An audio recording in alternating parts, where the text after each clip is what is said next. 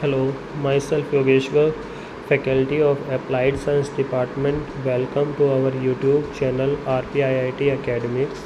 If you like the content, please subscribe our channel. Students, हमने last class में ionic radii पढ़ी थी कि उसका ट्रेंड कैसे था। सेम एटॉमिक रेडियस की तरह था। टॉप टू बॉटम आ रहे हैं, साइज़ बढ़ रहा है, लेफ़्ट टू राइट जा रहे हैं, साइज़ डिक्रीज़ हो रहा है। आयनिक स्पीशीज़ क्या थी, वो बनती कैसे थी, कितने टाइप्स की थी, ये सब हमने लास्ट क्लास में पढ़ लिया था कि हमारे कैटायन और एनायन बनते हैं, वो कैसे बनते हैं इलेक्ट्रॉन को लॉस और गेन करके। आज हम क्वेश्चन करेंगे। क्वेश्चन क्या है, देखो। Rank each set of ions in order of decreasing size and explain your ranking।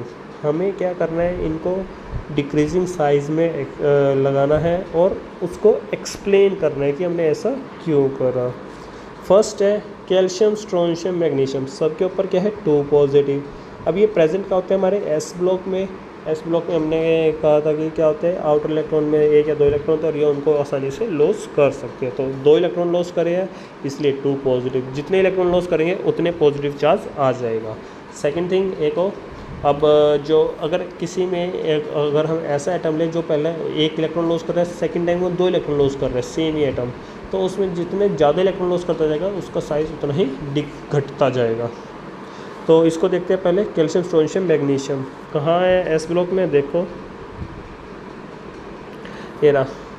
Calcium, strontium and barium, barium का नहीं, मैग्नीशियम, ठीक है। ये थे calcium, strontium and magnesium. Top to bottom हम जानते हैं, साइज़ इंक्रीज़ होगा।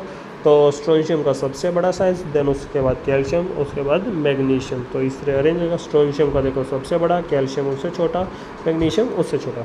These are the members of the same group. अब हम जानते हैं सेम ही ग्रुप में आ रहे हैं and therefore decreasing in size up to the group. और जैसे हम नीचे आते हैं, साइज़ क्या होता है, नहीं, साइज़ बढ़ता है और डिक्रीज़ इस अकॉर्डिंग से हो जाएगा।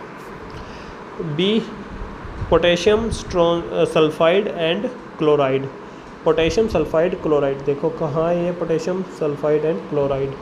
पोटेशियम तो ये रहा,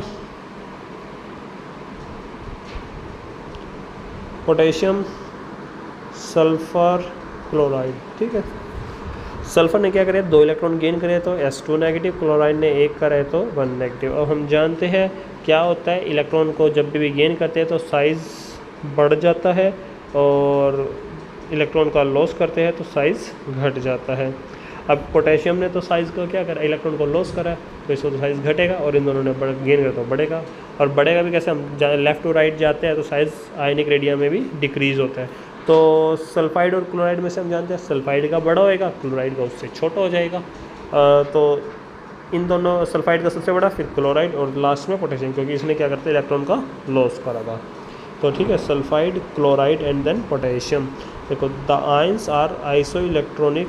sulphide has the smallest Z effective and therefore is the largest, while potassium is the cation. Potassium cation है, large Z effective and therefore is the smallest, ठीक है। तो सल्फाइड और क्लोराइड हमारे आइसो इलेक्ट्रॉनिक स्पीशीज़ बन रहे थे। ये आइसो इलेक्ट्रॉनिक स्पीशीज़ थी, जिसे अब सल्फाइड, क्लोराइड और पोटेशियम हमने इनको according to their ionic radii arrange कर दिया। नेक्स्ट आते हैं हमारा गोल्ड, Au+ एंड Au3+। अब सेम ही एटम है जो एक तो बार तो प्लस की स्टेट में और एक बार 3+ किया। अब कहा था, अब 3+ होगा मतलब जितने ज़्यादा इलेक्ट्रॉन को लॉस करेगा साइज़ उतना ही ज़्यादा घटता जाएगा। तो जिसके ऊपर जितना कम चार्ज उसका साइज़ उतना बड़ा। Au+ के ऊपर, इसके ऊपर सिंगल चार्ज है तो ये इससे बड़ा और ये सबसे छोटा। The higher the positive the smaller the ion. तो वही है, जितना ज़्यादा पॉजिटिव चार्ज बना उतना छोटा आयन बनता जाएगा, ठीक है।